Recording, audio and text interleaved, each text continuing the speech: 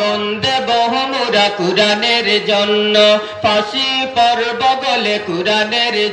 মানুষকে বড় লোক মনে করে, সেও মনে করে এইরকম যদি আমিও বড় লোক হইতে পারি। খামারের মালিক, রাষ্ট্রের মালিক বড় লোক, টাওয়ারের মালিক, জমিনের মালিক বড় লোক। এটা মানুষের কাছে বড় লোক, আল্লাহর কাছে এইসব দিয়া বড় লোক হওয়া যায় না। তো নমরুদ বড় লোক হইত। আল্লাহ প্রশ্ন করেন, আমার কাছে কে বড় লোক? আল্লাহর কাছে বড় লোক কারা? এটার মীমাংসার দরকার। আল্লাহ পরিষ্কার ভাষায় বলে দিয়েছেন, আল্লাহর কাছে সম্মানী লোক, বড় লোক কে? ইন্না আকরামাকুম ইনদাল্লাহি আতকাকুম, যে সবচেয়ে বেশি মুত্তাকি পরহেজগার, আল্লাহকে ভয় করে, সে হলো আল্লাহর কাছে সবচেয়ে বড় সম্মানী। ফয়সালা করে দিয়ে দিছে। এখন আপনিও আপনাকে জিজ্ঞাসা করবেন, মানুষের কাছে সম্মানী হইতাম না, আল্লাহর কাছে? আল্লাহর কাছে সম্মান। মানুষের কাছে সম্মানী লোক হইতে চান? কথা তো কয় না। আল্লাহর কাছে সম্মানী হইতে চান? আল্লাহর কাছে সম্মানী না হইলে আল্লাহ বেহেশত দিবেন। বেহেশত তো নিয়ামত, তোফা, পুরস্কার। কোন বেহেশত থেকে আল্লাহ ডবল দিবেন। সিট খালি করে থাকবো, যারা অনেকে দুজকে চলে গেছে, এটা আল্লাহ পুরস্কার স্বরূপ বেহেশত থেকে দিয়া দিবেন। ওয়ালিমান খাফা মাকাম রাব্বিহি জান্নাতান, দুইটা, একটা তো তার প্রাপ্য আর একটা তার পুরস্কার স্বরূপ। যার উপরে আল্লাহ সন্তুষ্ট হইবেন তাকেই তো দিবেন। যার ভিতরে আল্লাহর ভয় নাই, আল্লাহর ডর নাই, আল্লাহর সাথে মহব্বত নাই, গুনাহ ছাড়ে না, সে মানুষের কাছে সম্মানী হইতে পারে, আল্লাহর কাছে নিকৃষ্ট জীব, জাহান্নামে রান্না হয়। এটা কোরআনের ফয়সালা। আমাদেরকে যেন আল্লাহ বুঝ দেয় যে মানুষের কাছে সম্মানী হইতে চাই না, আল্লাহর কাছে সম্মানী হইতে চাই। একটা মজলিস ওয়াজ দিনের আলোচনা হইব, কোরআন তাফসীর, এটা মজলিস। গান বাদ্যেরও মজলিস আছে, আছে না? নাচেরও আছে, বৈশাখী মেলারও আছে, বিজয় দিবসেরও মেলা। বাবা রে বাবা, যে রেলি বাইরেছে, এটাও মজলিস, এটাও মজলিস, সব সমান। এটার কানেকশন আরশে আল্লাহর সাথে। আর একজন ব্যক্তিকে কেন্দ্র করে যদি কোনো মজলিস হয়, এটার কানেকশন ব্যক্তির সাথে, আরশে আল্লাহর সাথে। আপনি যখন সজিদাত পইরা গেলেন, এই সজিদার মূল্য কত? আসমান জমিনের সমস্ত নিয়ামতের চেয়ে বেশি দাম এক সজিদা। মাথা উঠাইবার আগে গুনাহ মাফ হয়ে যায়। সজিদা করলো আল্লাহর কাছে, আল্লাহর সামনে সজিদাত পইরা গেল, আল্লাহ খুশি হয়ে গেছে। এখন খুশি হয়ে আল্লাহ পাক রব্বুল আলামিন তাকে জান্নাত দান করবেন।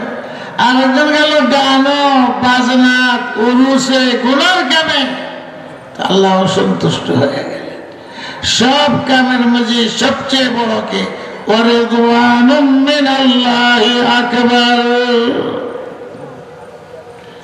আল্লাহ সন্তুষ্টি সবচেয়ে বড় নিয়ামত।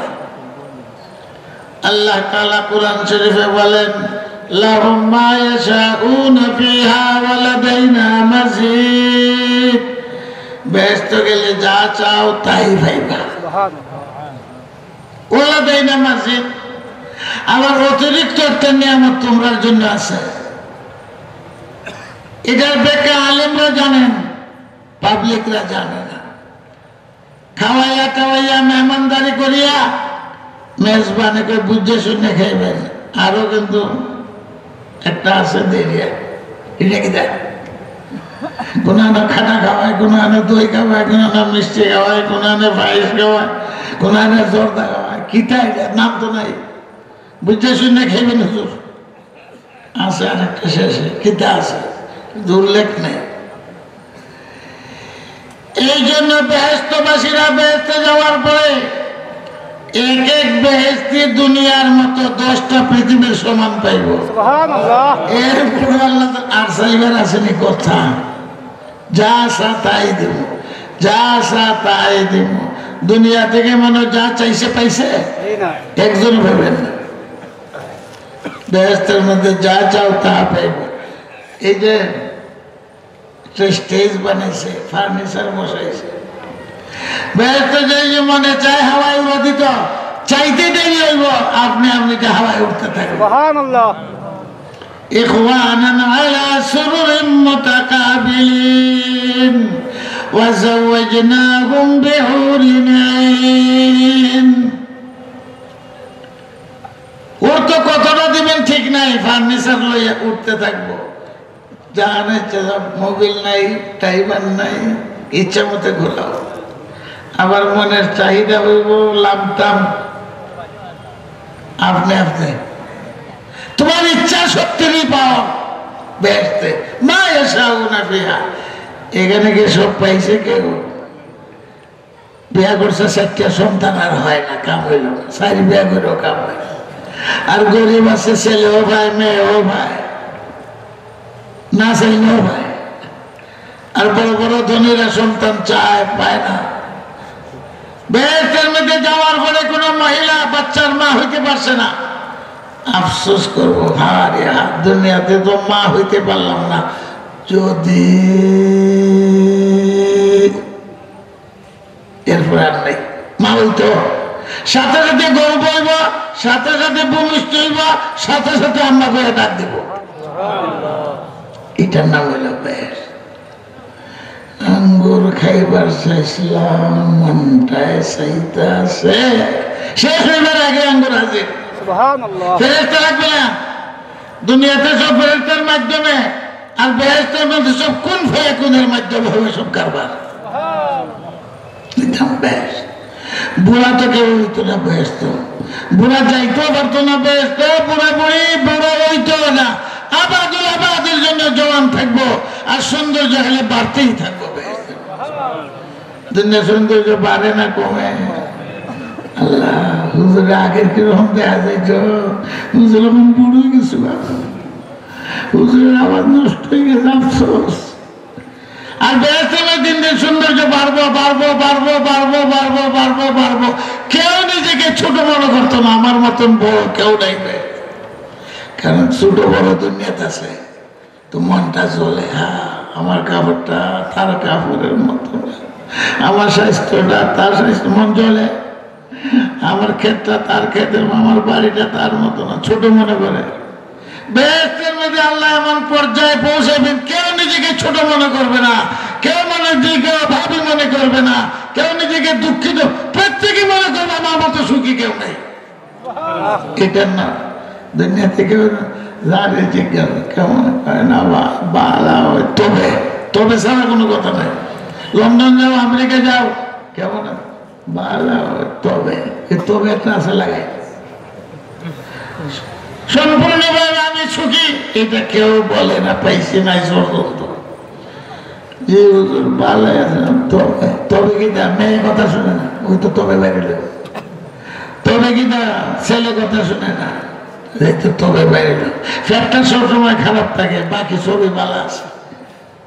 তবে কি না, তবে বহুত বড় কথা নেই, লাগাইতো চায়, তবে একটা লাগাইল আছে শোনেন, আল্লাহ সব মতো দিছে হুজুর, কই মুখিতা আর কই আল্লাহ, আপনি আল্লাহ দিছে সব মতোই দিছে, খাইতে পারি না,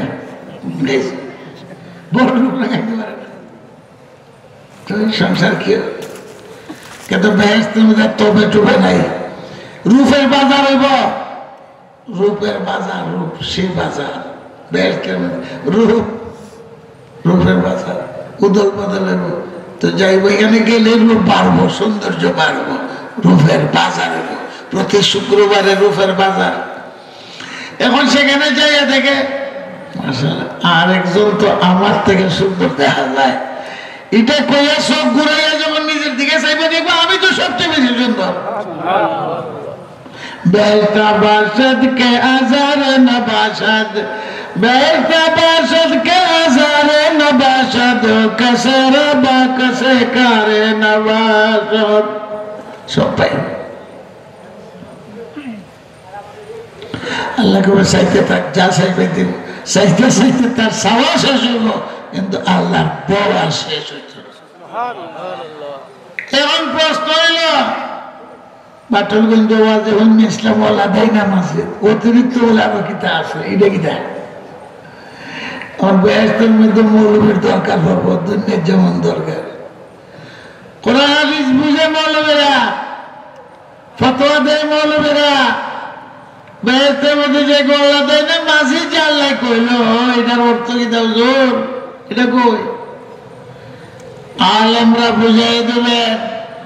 অতিরিক্ত অর্থ হলো বেহেশতের মধ্যে আল্লাহ তাআলার দিদার নসিব হবে। ও দেয় না মাঝি, এটা দুনিয়াতে হয় না।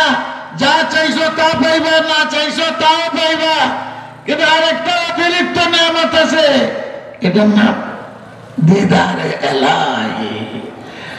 এখন মানুষ অপেক্ষায় থাকবো। মৌলভী সাহেবরা কইছে ওয়ালা দেয় না মাসিদের অর্থ আল্লাহ দিন কোন দিন হঠাৎ করে ডাক পড়বো। আল্লাহ বলবেন আমি যে ওয়াদা করছিলাম ওয়ালা দেয় না মাসিদ আজকে দেওয়া হবে। পাগল হইয়া সমস্ত বেহেশতেরা ময়দানে নামবো। 8 বেহেশত সাধব একটা, 8 বেহেশত যেখানে আল্লাহ সিংহাসনে বসে সমান ভাবে দেখবো আল্লাহ তাআলাকে। আল্লাহ রাসূল বলেন 14 তারিখের চন্দ্র আকাশে যেরকম দেখা যায় এইভাবে আল্লাহ তাআলাকে ইমানদার বেহেশতেরা দেখবো। কাল বদ্রি তামে যখন আল্লাহ তাআলাকে দেখবো, পাইছেন না আল্লাহ দেয় না মসজিদ, বেহেশতের যত নিয়ামত আছে এগুলোর দাম কমে দেবে। হুর গিলমান বাড়ি ঘর বিল্ডিং সোনার বাড়ি এটার আর দামই থাকতো না। আল্লাহর দিদারের সামনে যত নিয়ামত দেওয়া হয়েছে এগুলোর কোনো দামই থাকতো না। সোনার আর ছবি পাইলে 3 টাকার আর কোনো কাগজের মূল্য নাই। এখন আল্লাহকে যে দেখতে থাকবো কতদিন। বেহেশতের মধ্যে পেশাব পায়খানা নেই, এই দরকার নেই। বিড়ি সিগারেটেরও দরকার নেই। পেটের বুক নিবারণ হয়ে যাব এমনি ওই বেশ। এখানে দুর্গন্ধ আছে, পেশাব পায়খানা আছে, হসপিটাল আছে, বেমার আজার আছে, ঘুমো ঘুমাতে ঘুমাই যা ঘুমাবার এখানে ঘুমাইতা, বেড়া তো ঘুম নাই। এটা চক্ষুই আরেক জাত। এবং এই যে আল্লাহ তাআলাকে দেখতে থাকবো তার তৃপ্তি হবে না।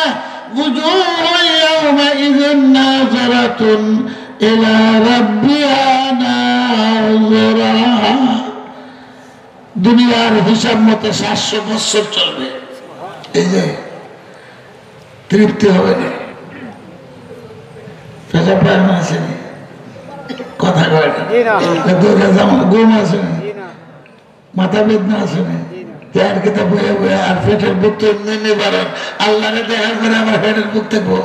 নবী আলাইহিস সালামকে দেখলে সাহাবায়ে কেরামের পেটের বুক যেত। আল্লাহ তাআলা বলবেন কি হয়েছে, শেষ হয়েছে না? আল্লাহ তৃপ্তি হয় না। আল্লাহ বলবেন এইটা ভাইয়া ওই এত বেহুশ হয়েছ, বাড়িঘর শেষ, হুর গিলমান শেষ, সব শেষ করে দিছ, বাড়িতে যাও না। এর চেয়ে বড় আরেকটা নিয়ামত আমার কাছে আছে। আরে বাবা, এটা কোনটা? এটা ভাইয়াই তো তৃপ্তি। এর চেয়ে আর বড় আরেকটা আছে। কোনটা? আল্লাহ দিদারের চেয়ে। এটাও আল্লাহ তাআলা কোরআনে উল্লেখ করে দিয়েছেন। আপনারা তো কোরআন শুনেন না, এই জন্যই তো তাফসীরের দরকার। ওয়া রিদওয়ানুম মিনাল্লাহি আকবার। পেটের হোর গিলমান যত কিছু বিল্ডিং সব কিছু পাওয়ার পরও আল্লাহ বলেন আরো বড় একটা রয়েছে। বড়টা কোনটা? অন্য আল্লাহ উল্লেখ করে দিয়েছেন আল্লাহর সন্তুষ্টি যেন সবচেয়ে বড় নিয়ামত।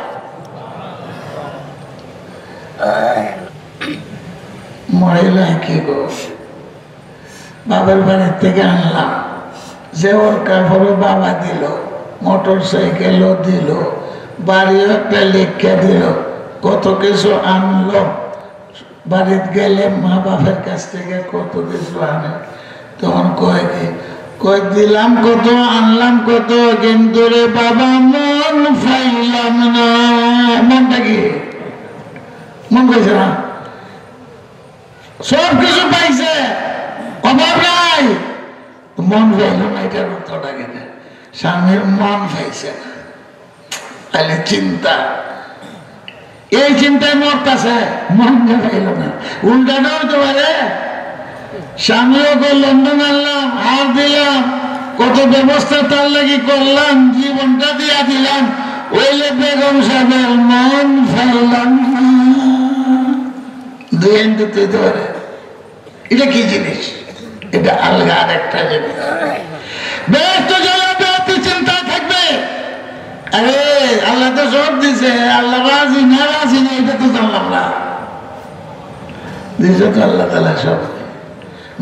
এই জন্য বেহেশতবাসীর মন একটা চিন্তা, আল্লাহ সন্তুষ্ট হইলেন কিনা, দিলেন তো সবই, দেখলাম আল্লাহ তাআলারে, কিন্তু আল্লাহ আমার সন্তুষ্ট কি না সন্তুষ্ট না এটা তো জানলাম না।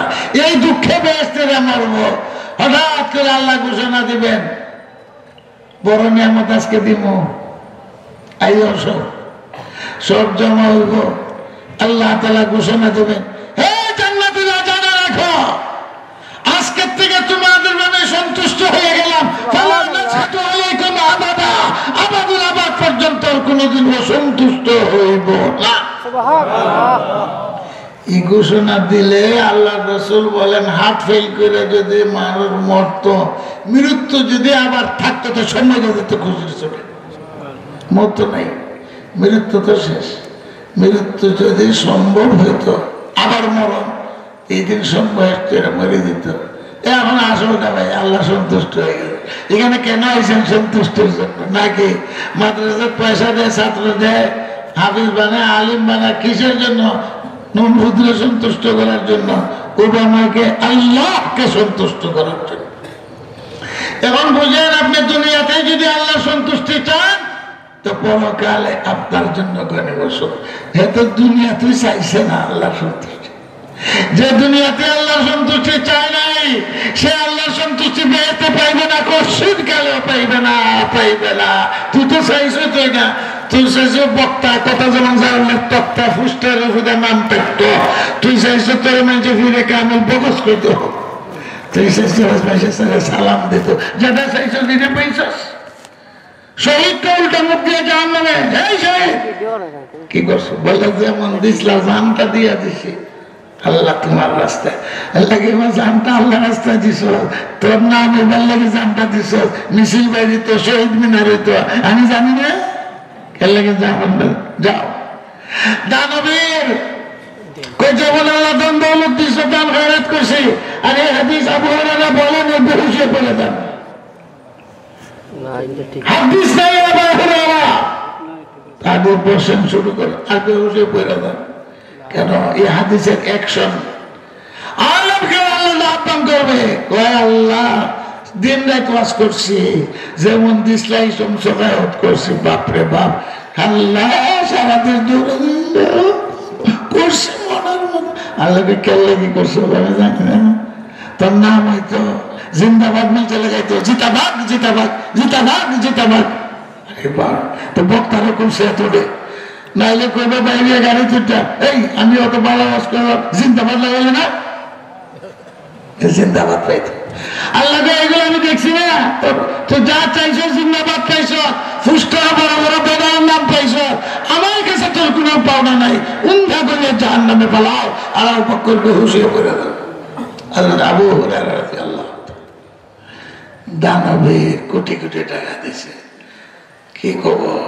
আল্লাহ যেমন দিসলা করছে, স্কুল মক্তব মাদ্রাসা, আরে বাপরে বাপ কত কিছু করছি। আল্লাহ হ্যাঁ সব কিছু খেললে কি করছিস, মাইটা তোরে দামে বের করতো, আমার সন্তুষ্টির জন্য কিছুই করস নাই। এই কাম করলে আল্লাহ সন্তুষ্ট হইব। আল্লাহ সন্তুষ্ট হইব এই কাম যদি একটা কুকুরকে পানি খাওয়াইলে মনে করে আল্লাহ খুশি হবে, এটা তার জন্য বেহেশতের উসিলা হয়ে যাবে। আর কোটি কোটি টাকা দান করিয়া যদি আল্লাহ সন্তুষ্টি চায় না, আল্লাহ করে আমার লাগি তো করছস না, তোর নাম হয়তো নাম হয়ে গেছে যা জাহান্নাম, আমার নিয়ামত বরবাদ করছস। বক্তব্য হলো দুনিয়াতে প্রত্যেক কামে আল্লাহর খুশি যদি চায় তো ছোট আমলটাই বড়, আর খুশি আল্লাহর চায় না, আল্লাহর সন্তুষ্টি চায় না। তাহলে যত বড় আমলে আল্লাহর কাছে 2 পয়সার দামও নাই। মসজিদ ঝাড়ু দিল, ছোট একটা আমল, কিন্তু মনে মনে নিয়ত করছে এই কামটা করলে আল্লাহ খুশি হইবে। হ্যাঁ, তো হুজুর সাল্লাল্লাহু আলাইহি ওয়াসাল্লাম মসজিদ ঝাড়ু দিয়েছে, মতো খালি অর্ডার দেয় মুয়াজ্জিনদের কাছে নিয়ে, হে না হে কেমন হয়, হে মসজিদ বানানোর কেমন আছে, ঝাড়ু দেওয়ার কেমন। আসলে রাসূল কারীম সাল্লাল্লাহু আলাইহি ওয়াসাল্লাম মসজিদ ঝাড়ু দিয়েছেন, মসজিদ ময়লা সাফ করছে, আর বলছেন এই কাম যে করবো তার গুনার কাফারা হয়ে যাবে, ফজিলত বয়ান করে দিয়েছে। আমল ছোট আর বড়, গুনাও ছোট আর বড়। বড় গুণা কোনটা, ছোট গুণা কোনটা? গুনার মধ্যে কোনো ছোট বড় নাই, ছোট গুণাও বড় হয়ে যাইব। বড় গুণাও আল্লাহ ইচ্ছা করলে মাফ করে দিতে পারেন। 99টা খুন করছে, মাপ পাইছে, মাপ পাইছে, মাপ পাইছে। আর সামান্য অহংকার ভিতরে বেহেশতের দরজা দিয়ে আল্লাহ তাআলা ঢুকতে দিত না। কথা বুঝলেন? নেকিটাও এরকম, কোন নেকি ওই ছোট না, ছোট না, ছোট না। নিয়ত যদি ঠিক থাকে কোন নেকি ছোট না। করবেন কেন? আল্লাহকে সন্তুষ্ট করার জন্য। ছোট হবে কেমন? আল্লাহ ছোট করে নাই। আবু দাউদ সহিহ হাদিসের কিতাব লেখছেন যে তার নাম হলো আবু দাউদ মুহাদ্দিস।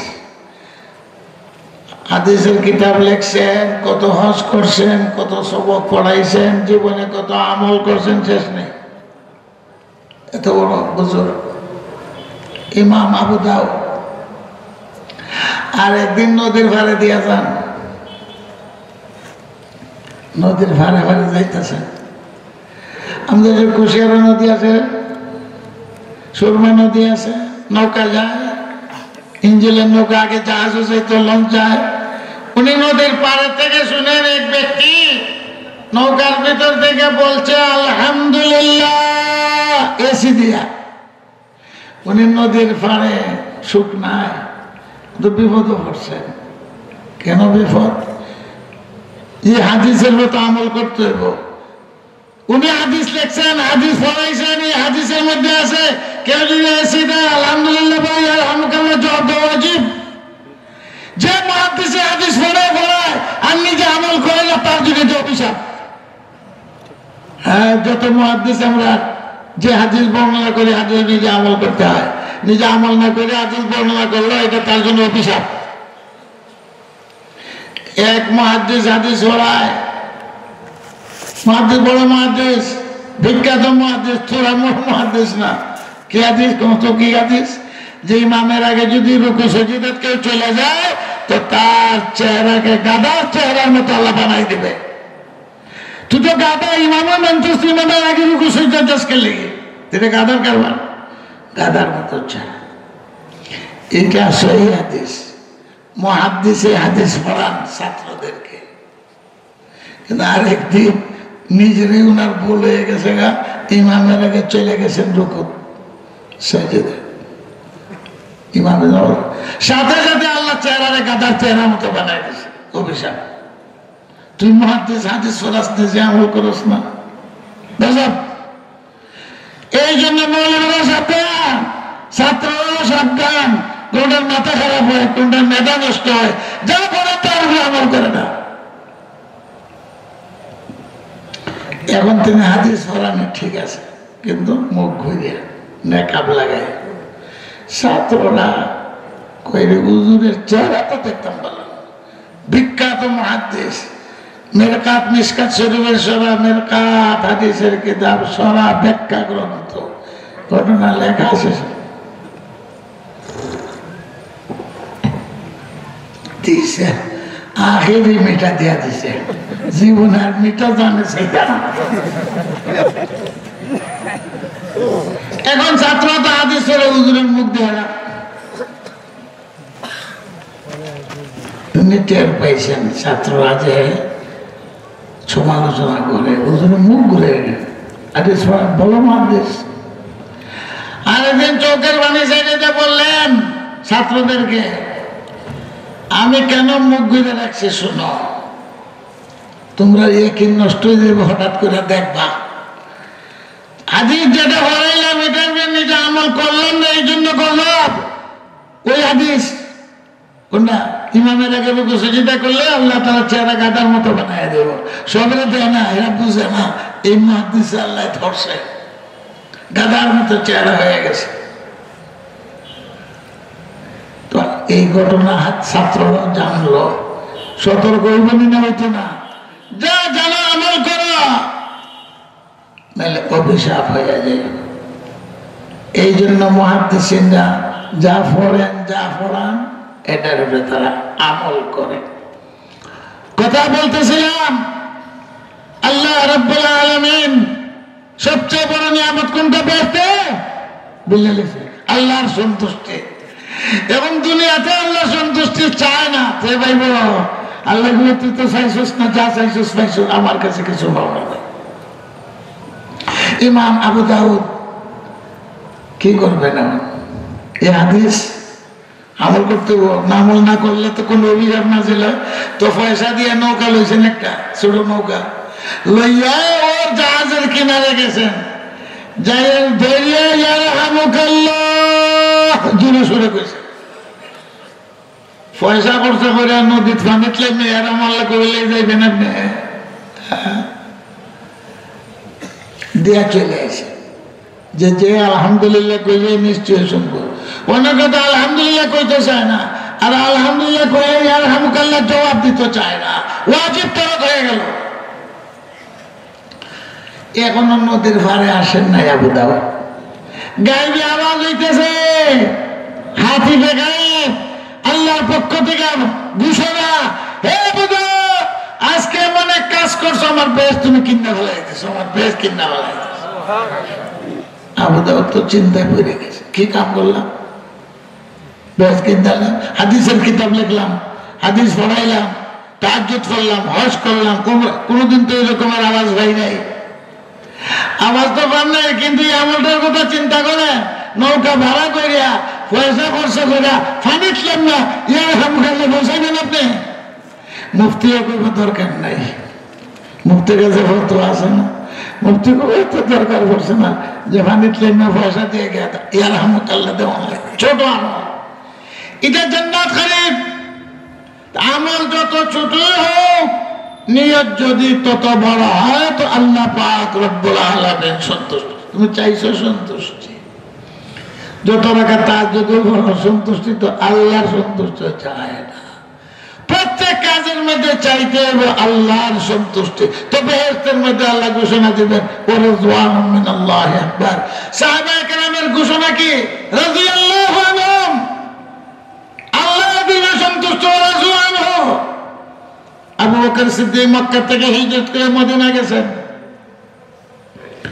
ব্যবসা বাণিজ্য আত্মীয় স্বজন সব ফালাইয়া গেছেন, নবীর সঙ্গে গেছেন। নবীর সঙ্গে ওনার মেয়েরা ছিলেন, কেউ নেই।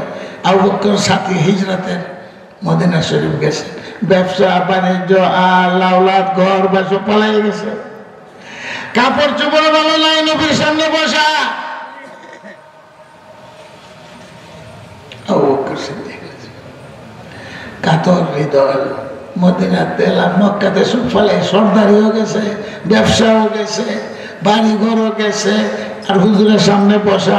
যারা হিজরত করে মদিনা যেত, কিছু নিতে পারতো না সাথে করে, সেখানে যে আনসার, এরাই সাহায্য করছেন এদেরকে।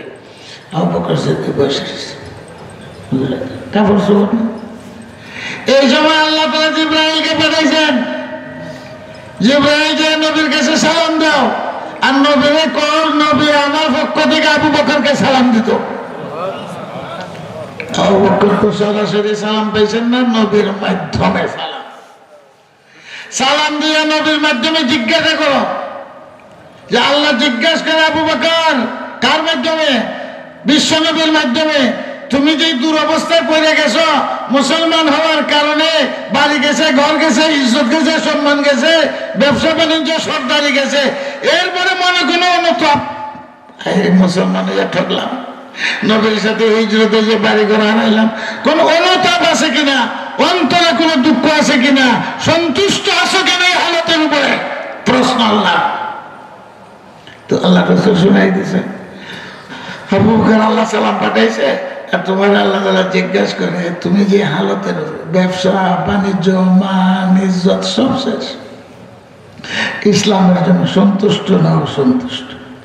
আল্লাহর নবীর কাছে আবু বকর সিদ্দিক পাল্টা প্রশ্ন করেন, আরে আমার আল্লাহ জিজ্ঞাসা আমি সন্তুষ্ট না, আমার প্রশ্ন আল্লাহ আমার সন্তুষ্ট না অসন্তুষ্ট? পাল্টা প্রশ্ন করেছে। আমি বেটা আমার সন্তুষ্ট আর অসন্তুষ্টির তো প্রশ্নই নাই, আল্লাহ আমার সন্তুষ্ট না অসন্তুষ্ট? এই আয়াত রাজি হইয়া যায়, রাদিয়াল্লাহু আনহুম ওয়া রাযু আন যালিকা লিমান খাশিয়া রাব্বাহ। কারণ আল্লাহ কি কয়, আমি সন্তুষ্ট, এটা আগে আইছে, ওরা রাযু আনহু তারাও আল্লাহর সন্তুষ্ট। সুবহানাল্লাহ। আমরা প্রত্যেক কাজে আল্লাহর সন্তুষ্টি চাই। নেক আমল কোনটাই ছোট না, বুঝছেন তো আমার কথা? গুনাহ কোনটা ছোট না। এক মহিলা, দুই ঘটনাই আছে বুখারী শরীফে, বিড়াল একটারে খাওয়ান দেয় না, কষ্ট দেয়, এসেছে মরে গেছে না খাইতে খাইতে, কষ্ট দিছে, অপরাধ করছে এই জন্য কষ্ট দিছে, মাটি পর্যন্ত খাইয়া জীবন রক্ষা করতে পারছে না বিড়ালে। আল্লাহ রাসূল বলেন আমি ওই মহিলাকে জাহান্নামে নিয়ে যাইছি, তার প্রতিচ্ছবি। জিবরাইলকে জিজ্ঞাসা করলাম কি অপরাধ? একটা বিড়ালকে কষ্ট, আজকে মাকে কষ্ট দেয়, বাপকে কষ্ট দেয়, স্বামীকে কষ্ট দেয়, বন্ধুকে কষ্ট দেয়, এরা কি ভাইব? আল্লাহ রাসূল আর একটা মানুষ দেখলাম বয়স্ত, এটা তো জাহান্নাম। ব্যাপার কি? কইলে জালিম বেশ্যা, যে কোনো অপরাধ আছে, মহিলা হইতে পারে বেশ্যা মহিলা, কিন্তু একটা কুকুর পিপাসা কাতর হইয়া পানি খাইতে পারে না, কুয়ার ভিতরে নামতে পারে না, ওই মহিলাটা ইমরাতুন মুমিসাতুন, হাদিসের শব্দ, বেশ্যা মহিলা আছে। করছে কি, আমরা ভাই মৌজা আছে না, চামড়ার মৌজা, যে আরব দেশে ব্যবহার করে, মৌজার মধ্যে রশ্মি লাগাইয়া কুয়ার মধ্যে ফালাইয়া ওই মহিলা কুকুরকে পানি খাওয়াইছে। এটা আল্লাহ কাছে কয় না তো গ্রহণযোগ্য হয়ে গেছে। এই আমলের কারণে আল্লাহ তার জীবনে সব মাফ করে দিয়ে ব্যস্ত পৌঁছে। কেল্লা কি করছে? নাম হইব কুত্তারা বানিয়ে যাবে, কি নাম হইব? এটা মখলুক, সৃষ্টি। সবচেয়ে বড় ইবাদত হলো সৃষ্টির সেবা করা, খেদমত করা। আল্লাহর মখলুক হিসাবে আমি আল্লাহর মখলুক, এটাও আল্লাহর মখলুক। যদি খেদমত করতে পারো, আজকে দফাদারি নেই। হুজুর সাল্লাল্লাহু আলাইহি সাল্লাম এই জন্য গরু, বাছুর, জীব, জানোয়ার, মানুষের হক কিভাবে দিচ্ছেন, জীব জানোয়ারের হক এইভাবে দিচ্ছেন রাসূলুল্লাহ সাল্লাল্লাহু আলাইহি সাল্লাম। জীব জানোয়ারও খুশি থাকতো, বিচার দিত আল্লাহ রাসূল সাল্লাল্লাহু আলাইহি কাছে। এটা গরুরও কষ্ট নবী সহ্য করতে পারেন না, মানুষের কষ্ট কেমনে সহ্য করবেন? বাবার ছেলে দুইজন উঠতে গেছে গাভীর উপরে, দুধ খায় গাভী, দুধের সোয়ারের জন্য না। বাবা উঠছে, ফিরে ছেলে উঠছে, আর আল্লাহ রাসূলের দিকে যান, এই গাভী দিছে বিচার, আলাইহা খুলিকতু ইয়া রাসূলুল্লাহ, আমার গলা এটার জন্য বানাইছে, বাবা সোয়ার হইতো, ছেলেও সোয়ার হইতো, আমার গলা বানাইছে গরু দুধ খাওয়াই জন্য, দুধ খাওয়াইতে। আরবিতে কয়, বাবা আর ছেলে শুনছে না, সোয়ার হইয়া মরে দিয়েছে, এমনিতে লাভ দিয়া পড়ছে। আর আল্লাহ রাসূলের কাছে মাপ চায়, আলাইহা ইয়া রাসূলুল্লাহ। আল্লাহ রাসূল বলেন এটাও জীব, এটারে তার শক্তির বাইরে তোমরা কষ্ট দিছ, যাও আল্লাহ মাফ করো। রাসূলুল্লাহ সাল্লাল্লাহু আলাইহি ওয়াসাল্লামের কাছে বিচার দেয়, ওই যে তায়েফের কথা শুনছেন, এই তায়েফের এই ঘটনা। আল্লাহ রাসূল সেখানে মধ্যে মধ্যে যাইতেন, বহুত ঘটনা আছে, সেখানে মাইরও খাইছেন। তো এইখানে হুজুর সাল্লাল্লাহু আলাইহি ওয়াসাল্লাম যাইতেছেন তায়েফ নগরী, বহুত সুন্দর, ঠান্ডাও না শীতও না, শীতের সময় গরমের সময় ঠান্ডা থাকে। হুজুর সাল্লাল্লাহু সেখানে যাইতেন, এমনি মক্কা থাকতে দাওয়াত দেওয়ার জন্য যাইতেন। সেখানে ঘটনা ঘটছে, হুজুর সাল্লাল্লাহু যাইতেছেন, আমরা যেমন শিকার করে আনে, হরিণ শিকার করে আনে, একজনে হরিণ শিকার করে আনছে। হুজুর যাইতেছেন কাছে দিয়ে, হরিণ তো আবদ্ধ, চিৎকার দিয়ে হরিণ আল্লাহ রাসূলের কাছে বলে, আল্লাহ রাসূল, আমি ওয়াদা করি আপনার সাথে, আমার বাচ্চা জঙ্গলে বেড়ে গেছে, আপনি আমার জামিন হয়ে যান, আমি যাইয়া বাচ্চাদের দুধ খাওয়াই আবার ফেরত আসবো, আপনি জামিন হইলে তারা ছাড়বো। আজকে মানুষের জামিন হওয়া যায় না, টাকা ওয়াদা করে টাকা দেয় না, আর হুজুর সাহেব হরিণের জামিন নিয়ে গেছেন, সুপারিশ করলেন এই হরিণটারে ছেড়ে দাও, আমি জামিন, আমি আছি, আমি থাকবো ততক্ষণ পর্যন্ত যখন হরিণটা ফেরত না আসে। চিন্তা করছেন, হরিণ গেছে, দুধ খাওয়াইয়া আবার ফেরত আইছে, সাগর ফেরত আইতাছি সব করে বাইকে থাকা, ছেলে বাইকে যায়, দোকানের কর্মচারী বাইকে যায়, ওয়াদা করে রক্ষা করে না, হরিণের দুধ খায় আবার ফেরত এসে। আল্লাহ রাসূল তো দাঁড়াই আছে। এখন আল্লাহ রাসূলের প্রশংসা করে হরিণে, যে আপনার উসিলায় আমার বাচ্চাটারে দুধ খাওয়াই আইতে পারলাম, আপনার যে সত্য রাসূল আমি বিশ্বাস করে হরিণে। হরিণে যে কথা কইতেছে মালিকরা শুনতেছে, যারা ধরে আনছে। এখন আল্লাহ রাসূল সাল্লাল্লাহু আলাইহি ওয়াসাল্লাম এর সঙ্গে কথা কইতেছে, এরাও বুঝলো নবীর দাম কত, বাপরে বাপ হরিণে কথা কয়। এরাও দেখলো যে হরিণে ওয়াদা পুরা করলো, রাসূল জানেন এই হরিণকে আমরা রাখতে পারি না, সাথে সাথে তারা হরিণকে মুক্তি দিয়ে দিয়েছে, যা চলে যাও। এখন হরিণ যাইতেছে, আমরা জিন্দাবাদ লাগাই আল্লাহ চালাই, হরিণে কয় আশহাদু আল্লা ইলাহা ইল্লাল্লাহ ওয়া আশহাদু আন্না মুহাম্মাদুর রাসূলুল্লাহ, উনি যে সত্য নবী আমি বিশ্বাস করি, সত্য নবীর আমি স্বীকৃতি দেই, যে ব্যক্তি একটা হরিণের জন্য জামিন হয়ে যায় আর তার উসিলাতে আমি মুক্তি পেলাম, সুবহানাল্লাহ। এই ঘটনা কিন্তু তাই ব্রাদারান ইসলাম, আমি বলছিলাম আল্লাহর কাছে দামি হইবেন না মানুষের কাছে দামি? আল্লাহর কাছে। প্রশ্নের উত্তর তো রয়ে গেছে, মানুষের কাছে দামি হয়ে কোনো লাভ নাই, মানুষে তোমার কিচ্ছু করতে পারতো না। দামি হইবে তো কার কাছে হইব? আল্লাহর কাছে। কার কাছে?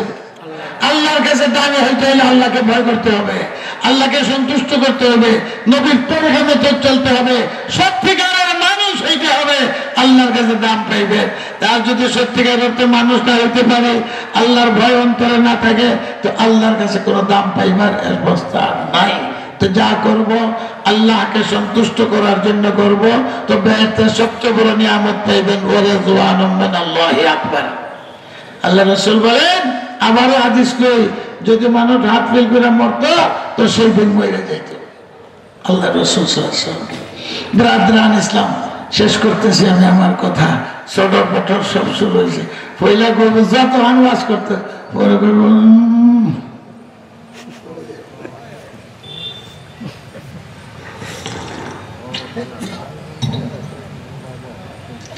জাহান্নামে দুইজন ফইরে কাঁদতে থাকবো, যান ব্যাগ দুজক হিসাব কিতাব শেষ, ওইখানে যান। মানে চিন্তার জগতে কোথাও নেবে, আমেরিকা যাইতে হবে, লন্ডন যাইতে হবে, এখন যাইতে হবে না। আসলে ময়দানে বিচার কিতাব মানুষ দুজক গেছে, বেহেশত গেছে।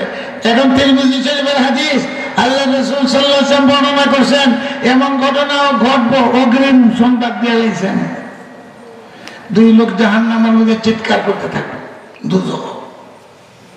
আচ্ছা, হসপিটালে চিল্লা চিল্লি করে রোগীর ভালো লাগে? কথাই কয় না, এমনি তো কষ্ট হবে, চিল্লা চিল্লে তাদের বিরুদ্ধে কেস হবে না।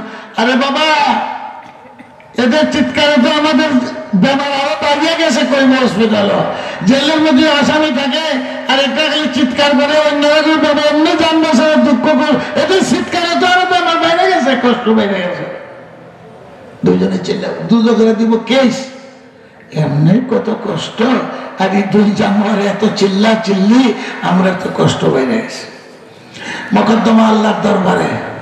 আল্লাহ পাকের দেরি হইব, ফেরেশতাকে বলবে দুইটারে ধরে আসামি। এমনি তো আসামি, দুজনের মধ্যে কেস, অন্যরা কষ্ট হইতেছে এর চিৎকারে। আল্লাহর দরবারে হাজির। আল্লাহ লেমাস্তাবদাহু সিয়াহুকুমা ফিন্নার। এই এত চিল্লা কেন দুজক? এমনি তো দুজক জাহান্নাম, মানুষের কষ্ট হইতেছে, চিল্লাচ্ছে। তোর বিরুদ্ধে তো কেস একটাই, আসামি দুইজন।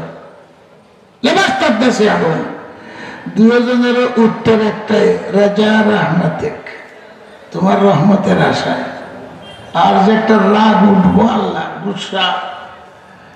দুনিয়াতে শুনলে না কোনো কথা, গেলে জাহান্নাম, আর এখন তো চিৎকার করলে রহমত পাওয়া যাবে। যেখানে আসলে সেখানে ফেরত যা, জলদি যা। চিল্লি করস, আর চিল্লি করলে রহমত পাওয়া যাবে না। দুনিয়াতে একটা কথাও শুনলে না, নামাজ পড়লে না, আরাম চাললে না, আর এখন যেখানে আসলে এখানে। এখন কেসের অবস্থা দুই রকম হয়ে গেছে। এতক্ষণ ঠিক আছে, একটা দাঁড়াই রয়েছে আর একটা দৌড় দিব। একটা দাঁড়াই রয়েছে, যায় না, আর একজনের দৌড় দেব। কে ঘটনা? আখিরাতের ঘটনা। আল্লাহ রাসূল ফরমাইছেন কিনা, ব্যস্ত কি হইব, দুজক কি হইল, তোমরা পাইছে আদিছে। এটা দাঁড়াইছে। আল্লাহ তোরা তো বড় সাহস, আমার ওয়ার্ডার যে আনাছে তোর সাথে গেছে না, তুই যে দাঁড়াই গেছে, এটা তো বড় সাহস, স্পর্ধা। তোর দিল কয় যাইমু তো, কি কয় যাইমু তো, কিন্তু সংবিধানটা বুঝালে, সংবিধানের কোন ধারায় আমাকে বলছেন? সংবিধান বুঝতো একদম কি সংবিধান বুঝতে যাইতাম তো বুঝতেই যে আর সুযোগ হইব কিনা বুঝবার। কি বুঝতে? আমরা করলাম চিৎকার, উঠাই আনলো না, তাহলে তো বোঝা যায় কিছু দয়া হয়েছে আমরার প্রতি, নাহলে এখান পর্যন্ত আইতাম কেমনে। এখন আবার কোন দয়া ফেরত যাইতাম, এটা বুঝছে না বুঝা যাইতাম না, যাইতাম তো আবাসুল আবাদের জন্য। কত বড় সাহস আল্লাহর দরবারে কথা কয়। আল্লাহ রাব্বুল আলামিন বলতেন, তো কিতা চাস? সংবিধান উঠে গেছে, কিতা চাস? সাই বাইরে যখন আইসি আর যাইতাম না ফেরত, আইসি তো আইসি, শাস্তি তো যাইবার হইয়া গেছে, রিজাল্ট তো বাইরে হয়ে গেছে, বিচার তো হইয়া গেছে, আইলাম কেন এই পর্যন্ত যদি তোমার দয়া না হইতো? এখন আবার কোন দয়া ফেরত যাইতাম না। আল্লাহ তাআলা ফেরেশতাকে বলবেন, এর লইয়া যাও। এ যখন আশাবাদী, যাও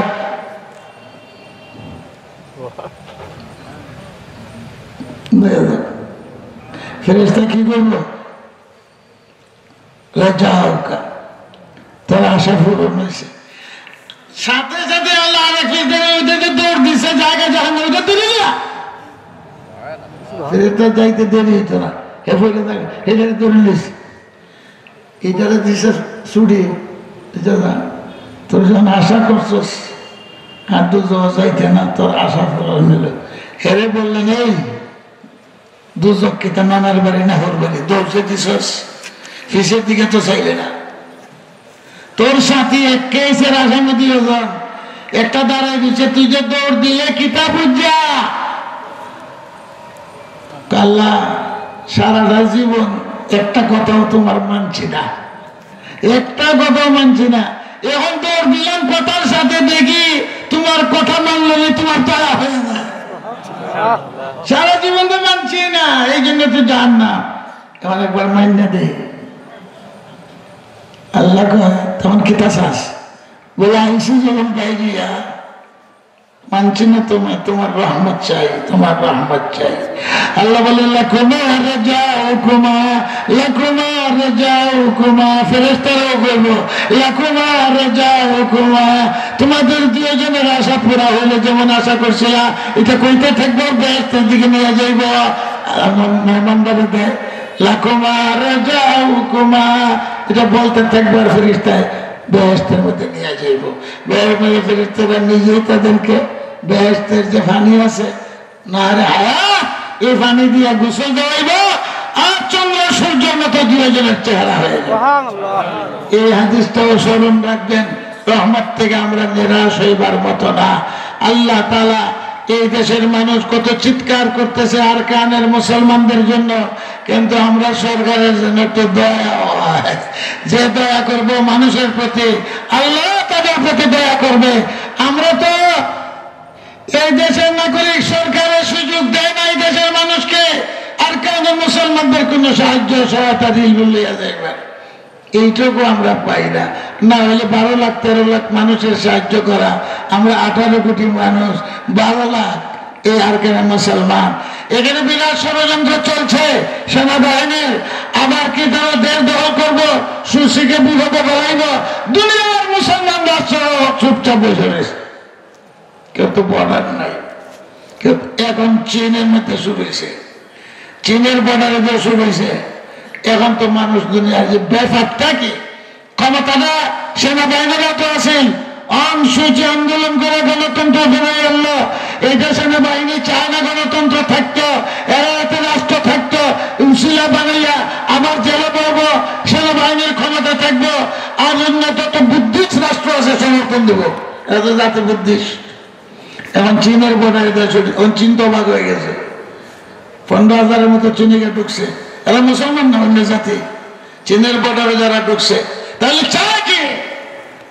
আল্লাহ তাআলা রহমত থেকে আমরা নিরাশ হইতে পারি না। এখন আমরা দোয়া করি আল্লাহ তাআলা দয়া হইতো, এরা পয়সা থাকতো। আমরাও এই দেশে আল্লাহর রহমত থেকে নিরাশ হইতে পারি না, ঠিক না বেটি? আল্লাহ রহমতের আশা করবো। আল্লাহ তাআলা জালিমদের হাত থেকে আমরা বাঁচাইতো, দেশে শান্তির পরিবেশ সৃষ্টি করতো, কোরআন হাদিস থাকতো, থাকতো না থাকতো না, মাদ্রাসাও থাকতো। যত ষড়যন্ত্র এই মাদ্রাসাগুলোর বিরুদ্ধে হোক, সমস্ত ষড়যন্ত্র আল্লাহ নসরত করিয়ে দিত। কারণ এই মাদ্রাসাগুলা থাকতো। শাহজালালের দেশ, শাহজালাল ইমান নিয়ে আসলেন, অস্ত্র লইয়া আসলেন না। আজকে আমরা মুসলমান মানে দাবি করতে পারি ইমান। শাহজালাল অ্যাটম বোম লইয়া আসলেন, যুদ্ধ কিচ্ছুই না, 300টা আউলিয়া। আজকে আউলিয়ার দেশ, শাহজালাল জিন্দা আছেন। আমরা ইমানকে ঠিক করি, মানুষ বানাইবা কারখানা মাদ্রাসা, ঠিক না বেটি? এখানে নাস্তিক বানায় না, মুরতাদ বানায় না, সন্ত্রাসী বানায় না, সন্ত্রাসী বানায়, এখানে জঙ্গি বানায় না। কোনো প্রমাণ তো পাইল না আজ পর্যন্ত। না, মাদ্রাসাওয়ালারা ঠিক আছে। আমরা অর্থমন্ত্রীও কয় দরবেশ, শিক্ষামন্ত্রীও কয় না মাদ্রাসাওয়ালারা ঠিক আছে, আর প্রধানমন্ত্রীও কয় না দিনী শিক্ষা এখন সবখানে দরকার দরকার। দিনী শিক্ষা না থাকার কারণে সন্ত্রাস আর জঙ্গিবাদ। আল্লাহ তাআলা দয়া করুক, আমার জন্য দোয়া করবেন। আপনাদেরকেও মারহাবা, ধন্যবাদ। আরো তো 2 দিন 3 দিন আপনার আরো সুযোগ আছে। আল্লাহ তাআলা কবুল। আমি অচল মানুষ, আমার তো জান চলে না। আসসালামু আলাইকুম ওয়া রাহমাতুল্লাহি ওয়া বারাকাতুহু। হযরতের খেদমতে মাহবুবের পক্ষ থেকে আমরা সবিনয় অনুরোধ জানাচ্ছি যেন হযরত আগামীকাল এবং আগামী শনিবার